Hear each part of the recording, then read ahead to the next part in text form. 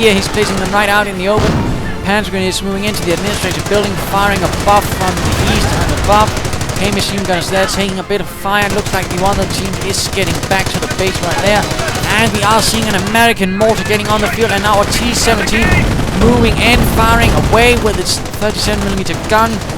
German armored cars coming under fire, and of course the defenders are continuing getting suppressed. T-17 stunning the German armored car, not looking good at all.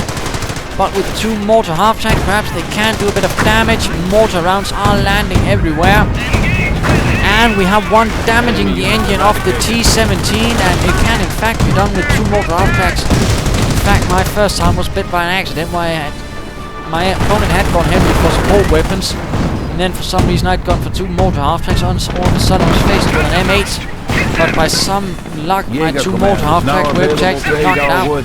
So of course they can be used for it, but perhaps not clump them out, and of course keep them separate, and of course keep that armored car busy with something else. But it can work, although you shouldn't actually try and use it as an actual armored dealing tactic in terms of armored cars. More infantry though, finally hitting the field, not bad. A few mortar crewmen though illuminated by the fire of that armored half-track. And moving towards the center, Panzer Grenadiers continue the move towards the center, cutting off the Americans from the east, setting up position in this small building there. Can't say what it was. Mortar half-tracks though continuing their bombardments, really doing their best to keep this victory point out of the hands of the Americans. Not good. And we do see a small attempt at moving towards the east. They will certainly encounter resistance while that armored car is also Ruzenqueres. Mr. Ruzenqueres really doing his best to keep the Americans on the back foot, and their slightly defensive posture is certainly not helping them.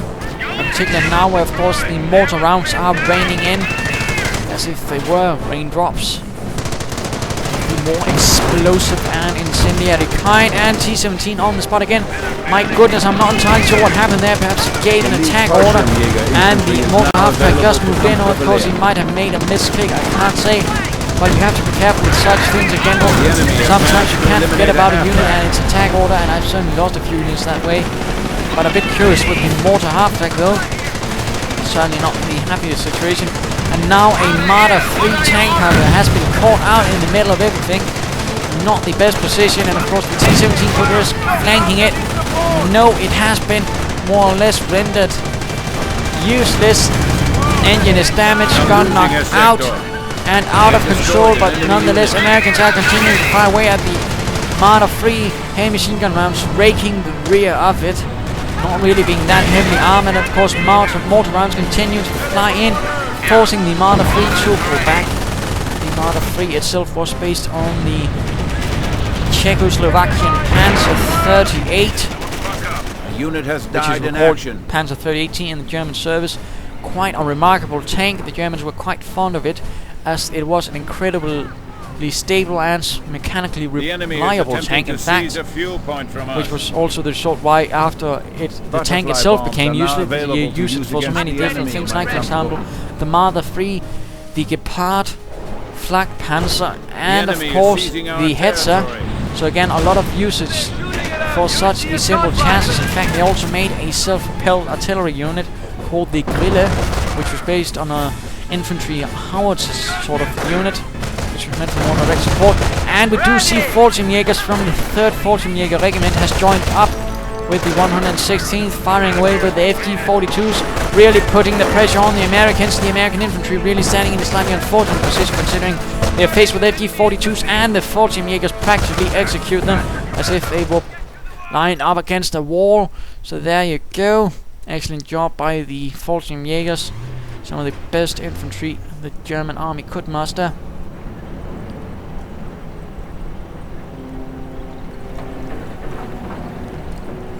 And we'll see the Germans rallying for a fresh assault towards the center.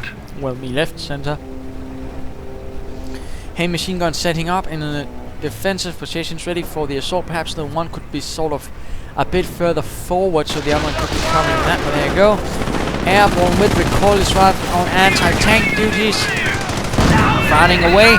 Mortar rounds landing among the Panzer Grenadiers. Marder 3, I'm not entirely sure what he's doing with it. Apparently he's trying to use it as a sort of assault gun, but trouble is the Marder 3 was never intended as such, and it really isn't going to work as that. Looks like he is actually pulling it back. Don't want to actually lose it. And heavy machine gun fire, suppressing the Panzer Grenadiers and quickly dropping one. And we do see the mortar setting up once more. Veterans 1 in fact, and we also see Veterans 1 for this heavy machine gun. Rather nice. And any armor piercing rounds, just looks like this infantry half-track is taking quite a bit of damage, getting slowly torn apart. All those heavy machine gun rounds piercing the hull, forcing it back. Marder 3 continuing to blast away, and mortar rounds now with incendiary content landing amongst the heavy machine gunners. BARs being equipped for the riflemen. Airborne also joining in, or will they not? Come on, get a move on. And we see the Americans are charging right through the open into this heavy position. Mortar rounds landing amongst them. Infantry half-track and Panzer Grenadiers letting all hell loose. Airborne still not moving in. BARs being dropped. Mortar rounds also dropped. And we see damaged engine on that Marder 3. Those airborne are still not joining in. They could have helped, could certainly have knocked out that Marder. Perhaps some of those half-track that would really have changed the tide. As Mr. Ruzenqueres is certainly not doing too well either. But sadly, it looks like Mr. Abrahamlinc0ln is just lacking that final inch of courage to really push it to the end and just deliver a coup de grace to those half-tracks, which really could have helped him. Luftwaffe ground forces are apparently also being summoned in from the 17th Luftwaffe Field Division. And airborne moving in, will they pick up the bar and give themselves a bit of increased anti-infantry power? Would certainly be of help to them. Apparently not. That could certainly have been helpful, but they are moving forward, but they shan't have any luck going knocking out any easy German vehicles because, well, they got out in safety because he was a bit too slow in moving out those airborne, and airborne are continuing in. I'm not entirely sure why. Half-tracks pulling into the safety of the 116th forward base. We shall of course have to see what will happen. The Americans are not seizing territory. Instead, he's setting up in a defensive line right next to that strategic point. Is he actually wanting the opponent to know what he's doing and plan out the assault on his defenses again? Just a brief pause. You don't want to stand in such a position right beside your enemy base, right next to a strategic point. You're basically giving away. A better move would have been, and just let's pull up the strategic map, to for example go for here, here and here, and of course just try to take the rest of the map as fast as possible instead of just stopping up right here and not doing anything. That's really a bad mistake, and I do believe that will cost him dearly. Again, he just seems to be lacking that essence of daring and boldness. And of course now mortar rounds are landing amongst the American position. Americans are pulling slightly back though, and do seem to be finally moving towards the east. Jäger are standing nearby though with their FG-42s opening fire on the riflemen. Riflemen standing out in a very nasty position. Could easily be cut down just like the Berlin here minutes ago. Jäger look though, they may have to retreat, and they are moving out into the open against those BARs. Jägers pulling back with all haste. Panzer. And they are taking the central area. Oh dear, Veterans 1 for those heavy machine gunners, and those Jägers are desperately to get out there. Fresh assault moving in, Marder and half-tracks and Panzer Grenadiers leading the charge. Even some assault rifles. And we see the heavy machine gun opening fire, and with a fresh armored car. Airborne moving in with the Qualis rifles. Will they knock out that armored car, or will the mortar rounds landing as well? Oh my goodness, heavy machine gun looks like it will be doomed. Anti-tank gun on the spot though, dropped in. And looks like the armored car and that Marder 3 might be lost. There we go. And another half-track. Absolutely horrific losses for the 116th. They are really taking a beating right now. Actually meeting some rather coordinated defenses. And butterfly bombs being dropped right into the middle of everything. It looks like another Panzer Grenadier might be lost. Airborne running straight into the butterfly mines, and mortar rounds continuing to land amongst the remaining airborne. They will need to retreat. Come on, there we go. And heavy machine gun getting recruited by the airborne, hitting further butterfly bombs, and these will have to retreat or at least not move while air reinforcements are dropped in.